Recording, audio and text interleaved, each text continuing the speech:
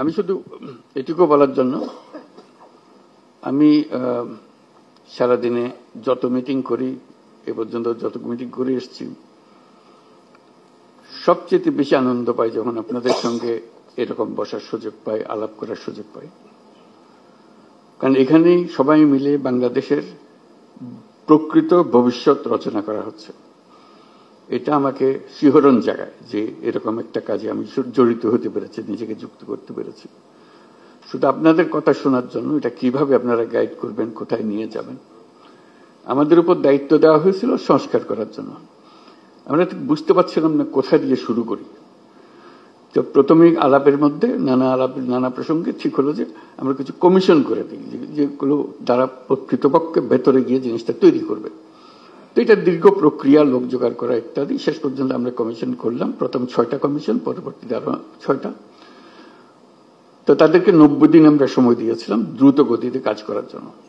আমরা খুবই আনন্দিত যে তারা করতে পেরেছে। কয়েকটা কমিশন বেশি সময় নিয়েছে, তাতে কোনো অসুবিধা নেই। এখন কমিশনের রিপোর্ট আসলো, এরপরে আমরা যে ঐক্যমত্য গঠন করতে চাচ্ছি সেটা কিভাবে হবে, সেটার থেকে একটা আইডিয়া আসলো যে একটা ঐক্যমত্য কমিশন বলে আলাদা একটা কমিশন করি। তো সেটা যে ফলপ্রসূ হয়েছে সেটা প্রফেসর আলী রিয়াজ সাহেব যখনই আমার সঙ্গে বৈঠক করেন, আমি অত্যন্ত আনন্দিত হই যেভাবে আপনারা সহযোগিতা করেছেন, আনন্দ সহকারে পার্টিসিপেট করেছেন। এটা কেন জানি আমার মনে হয়েছিল যে এটা হয়তো সবার আগ্রহ হবে না, কবে পাশ কাটিয়ে যাবে বা ভেতরে ঢুকতে চাইবে না। আমি অত্যন্ত আশ্চর্য হয়েছি এবং অত্যন্ত আনন্দিত হয়েছে যে কত গভীরভাবে আপনারা এটাতে গিয়েছেন। এবং শুধু ওনাদের সঙ্গে, কমিশনের সঙ্গে আলাপ করে না, নিজেদের ভেতরে আলাপ করেছেন এবং আন্তরিকভাবে বুঝে আমাদেরকে বলার চেষ্টা করেছেন, আপনাদের সঙ্গে বিতর্ক করেছেন কমিশনের সঙ্গে। এবং প্রতিবারই যখন প্রফেসর আলী রিয়াজ আমার সঙ্গে কথা বলে, উনি খুব উচ্ছ্বসিত হন। এটা আমাকে অত্যন্ত হৃদয়ে টাচ করে আমাকে, যে এরকম আগ্রহ নিয়ে সবাই যদি আমরা বসি, নিশ্চয়ই একটু ভালো কিছু এর মধ্যে থেকে আসবে।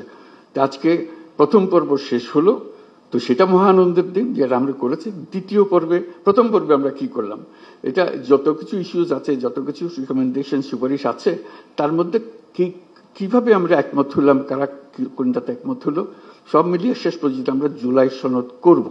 এইটি হলো আমাদের লক্ষ্য, যেখানে আমরা সবার ঐক্যমত্যগুলো তুলে ধরব। দ্বিতীয় পর্বে কি হবে, আমি আলী রিয়াজ সাহেবের সঙ্গে আলাপ করছিলাম। দ্বিতীয় পর্ব হলো অনেকগুলো বিষয় আছে, কাছাকাছি এসে গেছি, আরেকটু হলে আমাদের তালিকাতে আরেকটা সুপারিশ যুক্ত হয় ওই ঐক্যমত্যের সুপারিশে। তো এই সুযোগ যেন আমরা হারিয়ে না ফেলি।